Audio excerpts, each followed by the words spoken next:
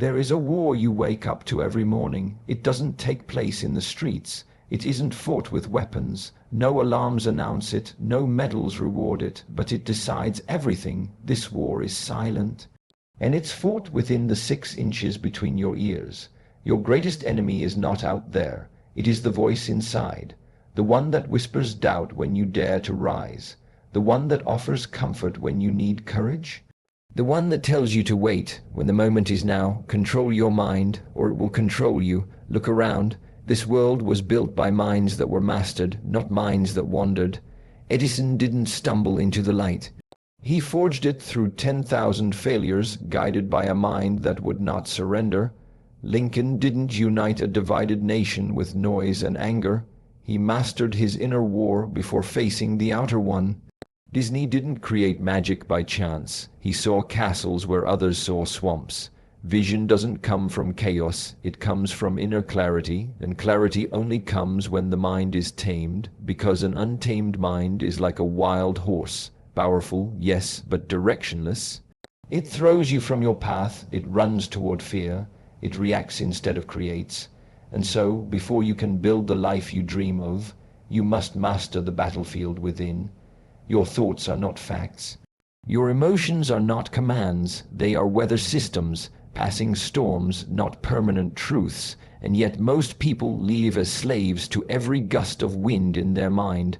One bad moment ruins a day, one mistake defines their worth.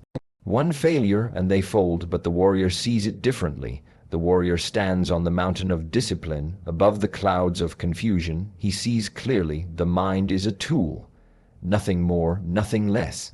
And like any tool, it must be sharpened, directed, and used, not obeyed. So ask yourself right now, who is in control, the master, or the servant, the higher self, or the impulsive one, the one who moves with vision, or the one who reacts with fear? Because here's the truth. Discipline is not about punishment. It's about alignment, bringing your thoughts, your actions, and your purpose into harmony. And when your mind is aligned with your purpose, when the noise is quieted, when the fears are understood, not obeyed, you become unstoppable, not because life gets easier, but because you get stronger. This world will test you, not once but daily, with distraction, with delay, with doubt, but in every challenge lies the chance to rise, to choose presence over panic, to choose progress over perfection, to choose clarity over confusion. There is a moment, before the reaction, a space, so small most miss it, but in that space is your power, the power to choose, to pause, to observe the thought, and not become the thought. That space is where freedom begins, and it's trained, not gifted. Marcus Aurelius, Emperor of Rome, one of the most powerful men in history, wrote to himself daily, reminding his mind that he owned it. He ruled an empire but never stopped mastering himself, because he knew the man who conquers others is strong, but the man who conquers himself is mighty. So what does it take? Stillness, not silence from the world, but from within. The ability to sit with your thoughts without being ruled by them. Meditation is not escape, it's confrontation. Discipline is not restriction, it's liberation. You don't train to become robotic, you train to become unshakable. Look at Bruce Lee, not just a fighter, he was a philosopher. Be like water, he said, adaptable, formless, strong not because it resists, but because it flows. This is the mind under control, able to bend, able to flow, never broken.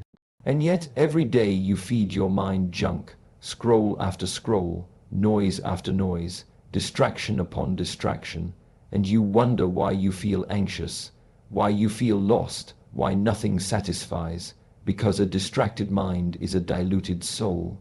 And your soul is starving, not for likes or followers, but for depth, for meaning, for presence. The greatest prison is not made of stone, it is made of belief. Belief that you are your thoughts, that your fear is truth, that your limitations are fixed, but belief can be rewritten, because thoughts can be reprogrammed, because your mind is not a cage, unless you let it be. And this is where the shift begins. You were not born with limits. You were taught them. You inherited fears that were never yours. You adopted doubts from people who quit on themselves. But the mind, like the body, can be trained, and training is not comfortable, but neither is staying stuck. So rise not once, but daily. Wake up with intention, not reaction. Speak to your mind before the world does. Command it, direct it, tell it. We do hard things. We do meaningful things. We do the work even when we don't feel like it. Because waiting to feel motivated is like waiting for the sun in a storm. You don't wait, you act. You build fire in the dark. Motivation is not found. It is created. And it is created by consistent, intentional, deliberate effort. Day in, day out, win the morning, win the mind, and the day follows, because how you do one thing is how you do everything. The ancient warriors knew this. They trained before the sun rose, not because it was easy, but because it forged character in silence. They understood that true strength begins when the world is asleep, when no one is watching and the only enemy is yourself. Because in those quiet hours when no applause is given, when no comfort is offered, you meet the raw version of yourself. The one who wants to quit, the one who wants more sleep, the one who whispers, "What's the point?" And that is the voice you must defeat, not with anger but with mastery, not by shouting back but by choosing differently. Choosing presence over impulse, purpose over pleasure, growth over comfort, because the comfort zone is a beautiful place, but nothing grows there. It's where dreams suffocate, where potential dies quietly, and where the mind, left untrained, becomes a tyrant in disguise. A mind without direction will always seek the path of least resistance. It will tell you to wait, to overthink, to overanalyze, to avoid risk, to stay small. But you were not built to live small. You were not built to repeat yesterday. You are here to evolve, to tear down the walls of who you were and build who you are becoming. Carnegie knew this when he walked into steel mills filled with smoke and fire. He didn't just build an industry, he built a mindset, one that believed problems were simply puzzles in disguise, one that believed pressure didn't break character, it revealed it. That kind of clarity doesn't come from books or theories. It comes from forging the mind in the furnace of effort, and effort is sacred. It is the invisible currency of growth, the one thing no one can give you and no one can take away. And when you begin to value effort over outcome, process over praise, discipline over distraction, you become something else. You become uncommon. Most people want change, few want challenge, but you don't get one without the other.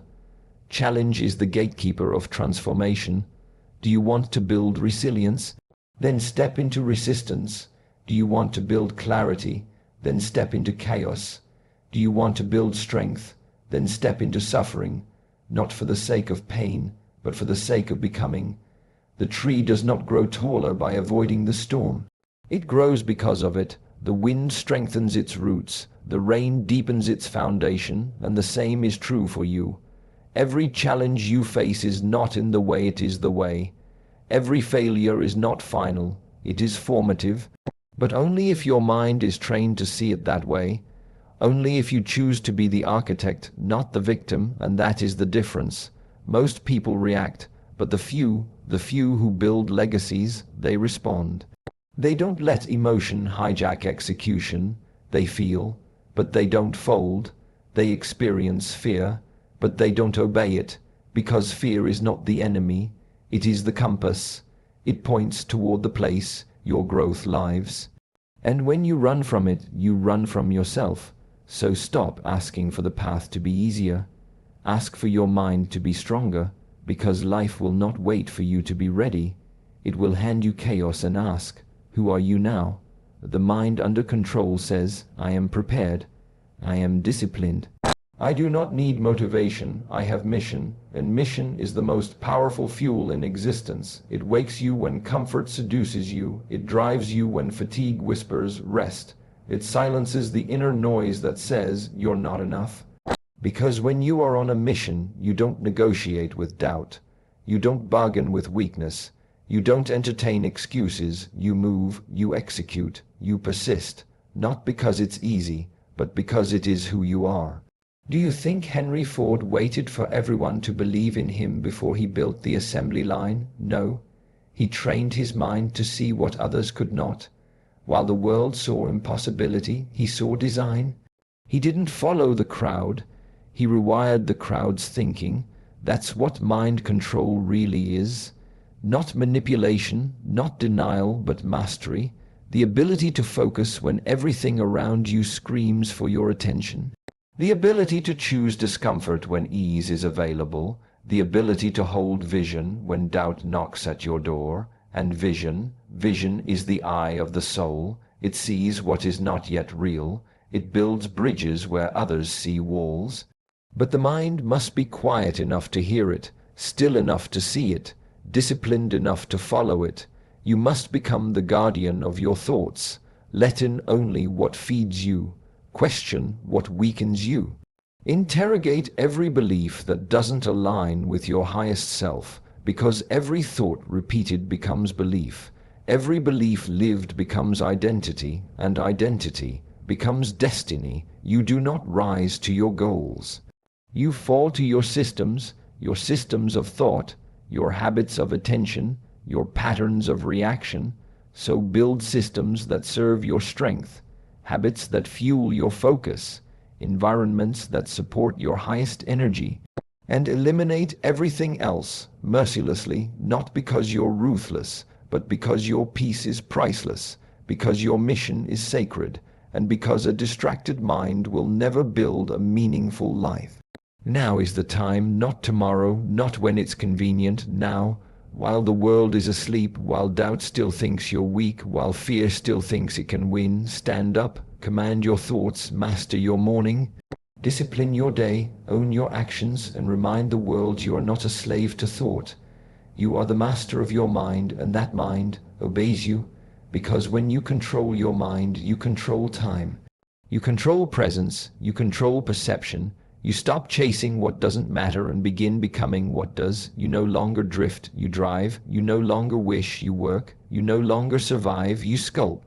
And what do you sculpt? A life that is earned, a soul that is forged, a destiny that is aligned not with ease, but with meaning, and meaning is not found in noise, it's found in depth, in intention, in the stillness between distractions, where your truest self whispers, "There's more to you than this."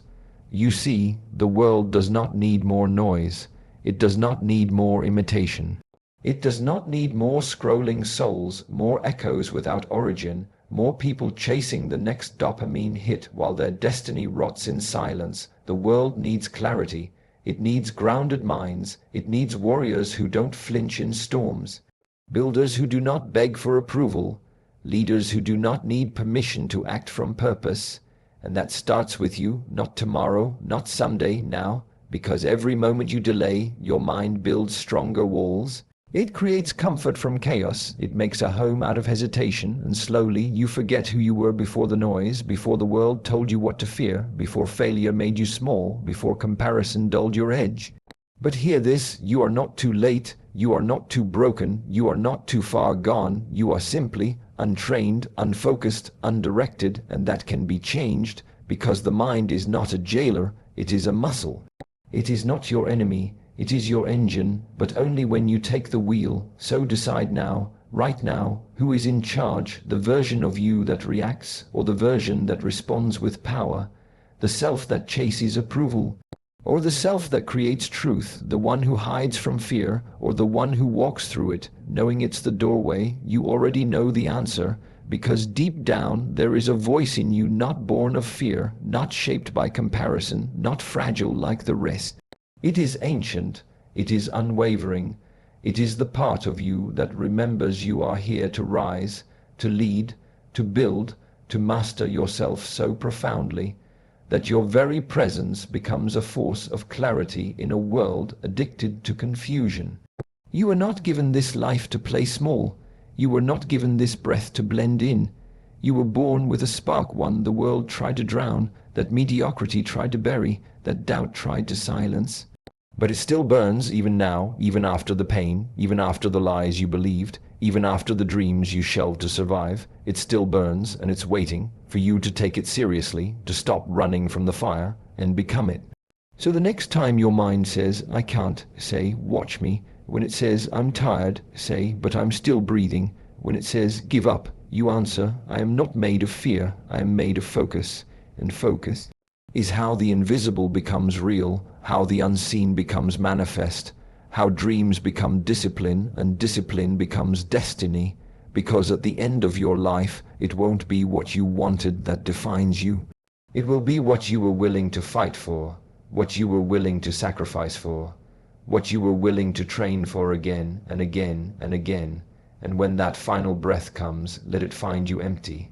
Not of life, but of regret, because you gave it all, because you mastered the one thing that controls everything, your mind. You are not your weakness, you are not your past, you are not your fear, you are the architect, the sculptor, the master. So stand tall, eyes clear, spirit sharp, and from this moment forward, let the world know you don't move like the rest, you don't think like the rest, because you are no longer controlled by your mind. You command it. Control your mind, or it will control you. You've made your choice, now live it.